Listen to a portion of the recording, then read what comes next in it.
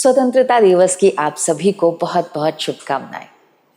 अच्छा बताइए, सबसे इंटरेस्टिंग कहानी कौन सी होती है? वो कहानी जो इतिहास से निकल कर आती है, जिसका सरोकार हमारे आज से होता है। इतिहास में ऐसी बहुत सी कहानियां हैं जो दब गई हैं, खासकर देश की आज़ादी से जुड़ी कहानियां। अपने देश, अपने समाज और अपने लोगों के लिए अंग्रेज़ों के विरुद्ध हथियार उठाने वालों ने कितना सहा होगा। जब मरने के सिवा और कोई रास्ता नहीं बचा, तब ये सीधे साधे लोग जो अपना जंगल, अपने मवेशी और उबड़ खाबड़ पहाड़ी ज़मीन छोड़कर तीर धनुष लेकर निकल पड़े थे अंग्रेज़ों की गोलियों का सामना करने। ये कहानी 30 जून 1855 की है, जब एक ही परिवार के 4 भाई और 2 बहनों ने देश की आज़ादी की क्रांति का पहला बिगुल फूंका था। इसे हूल क्रांति कहा जाता है। सन 57 की क्रांति से भी 2 साल पहले की घटना थी। हूल क्रांति संघर्ष, दमन और शौर्य की कहानी होने के साथ साथ जलियांवाला बाग कांड की तरह हृदय विदारक भी है। इस विद्रोह का दमन ऐसा था कि उस वर्ष से आदिवासियों का सबसे बड़ा त्योहार सोहराय संताल परगना में जनवरी यानी पोष के महीने में मनाया जाने लगा, जबकि बाकी सभी क्षेत्रों में दिवाली के समय गोवर्धन पूजा के दिन मनाया जाता है। ये कहानी झारखंड की सबसे बड़ी घटना है। इसे संथाल क्रांति के नाम से भी जाना जाता है।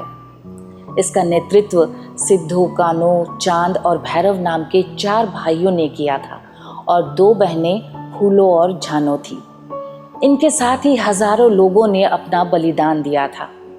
भारतीय स्वतंत्रता संग्राम में शायद यह इकलौता उदाहरण है जहां एक ही मां की 4 संतानों ने जन्मभूमि के लिए प्राण निछावर कर दिए थे। संतालों ने महाजन, जमींदारों और अंग्रेजों के खिलाफ लड़ाई लड़ी थी। ये कोई सामान्य घटना नहीं थी, बल्कि इसमें भागलपुर, हजारीबाग से लेकर वर्तमान पश्चिम बंगाल के वीरभूम बांकुड़ा तक के संथालों और अन्य जाति के लोगों ने भी भाग लिया था। 1765 में शाह आलम ने बंगाल, उड़ीसा और बिहार की दीवानी अंग्रेज़ों को दे दी। इसके बाद से इस क्षेत्र में अंग्रेज़ों ने जमींदारों और राजाओं के माध्यम से ज़मीन का कर वसूलना आरंभ कर दिया। जनजातियों ने जंगलों को साफ करके वहां रहने लायक जगह बनाई थी। इनका मानना था कि ज़मीन के मालिक वो हैं, इसलिए लगान क्यों दें? यही इस विवाद का कारण बना। अंग्रेज़ों ने ज़मींदारों और महाजनों के माध्यम से जनजातियों पर जुल्म ढाना शुरू कर दिया। इसका विरोध धालभूमगढ़ में सबसे पहले हुआ था। कोल विद्रोह, सरदारी लड़ाई, मुंडा क्रांति आदि ये सब लड़ाई भी जमीन, महाजनों, जमींदारों के शोषण नीति के कारण हुई थी। 30 जून 1855 के कुछ दिन पहले 13 जून को ही बड़ी संख्या में संथाल भोगनाडीह में जुटे थे। इस बैठक में तय हुआ था कि संथाल अब और शोषण बर्दाश्त नहीं करेंगे।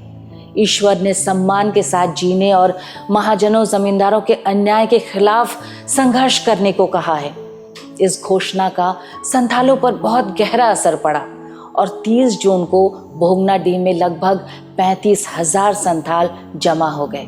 सिद्धू और कान्हो के आह्वान पर संथालों ने कोलकाता कूच करने का फैसला किया। संथाल तीर, धनुष और पारंपरिक हथियारों से लैस थे। संथालों ने तय किया था कि स्थानीय अधिकारी बात नहीं सुन रहे हैं तो कोलकाता जाकर अधिकारियों के सामने अपनी बात रखनी होगी। इसी बीच कई सारी घटनाएं घट गई, जिससे संथालों का गुस्सा और भड़क गया। दीघी का दरोगा था महेश लाल दत्त।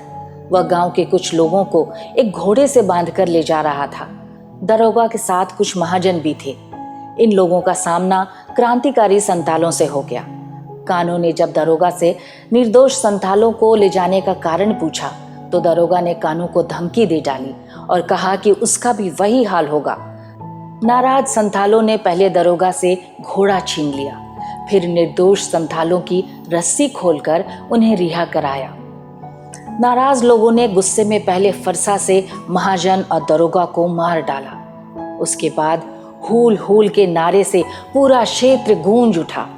कान्हू गरज उठे, अब दरोगा नहीं है, महाजन भी नहीं है, सरकार भी नहीं है, हाकिम भी नहीं है, अब हमारा राज है। इसी घटना की जानकारी जैसे ही अंग्रेज अधिकारियों को मिली, उन्होंने संथाल क्रांति को कुचलने के लिए पूरी ताकत लगा दी। सेना को खुली छूट देते हुए क्रांति को दबाने में लगा दिया गया। इस काम में जमींदारों ने भी सेना की मदद की। संथालों पर जगह जगह गोलाबारी की गई।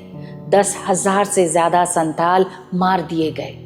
सिद्धों को गोली लगी और बाद में कान्हों को गिरफ्तार कर लिया गया। मुकदमा चला।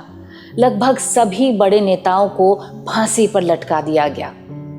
कान्हों ने 20 दिसंबर 1855 को जो बयान दिया, वह सच्चाई को बताता है कि किस तरह महाजन और दरोगा में साठगांठ हुआ करती थी।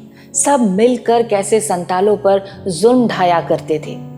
जब संथालों की हत्या, गिरफ्तारी कर क्रांति को अंग्रेजों ने कुचल दिया, उसके बाद तत्कालीन सरकार ने महसूस किया कि संथालों के गुस्से को शांत करने के लिए अलग जिला बनाया जाना चाहिए। उसके बाद ही वीरभूम और भागलपुर से अलग कर संथालों के लिए संथाल परगना का गठन किया गया। संथालों को विश्वास में लेने के लिए 1856 में पुलिस बल बनी, जिसमें गांव के मांझी मंडल को पुलिस अधिकार दिए गए थे। भले ही संथाल क्रांति को अंग्रेजों ने ताकत के बल पर खत्म कर दिया था, लेकिन उनके आंदोलन से जो ज्वाला निकली थी, वो संदेश दे गया था, उसने अंग्रेजों का मनोबल तोड़ दिया था। कहा जा सकता है कि सिद्धो, कान्हों, चांद और भैरव, फूलो, झानों ने अपने प्राण देकर देश को आज़ाद कराने की राह दिखाई थी। इसलिए संथाल क्रांति को प्रथम स्वतंत्रता संग्राम मानने की मांग होती रही है, जिस पर विचार करने की जरूरत है।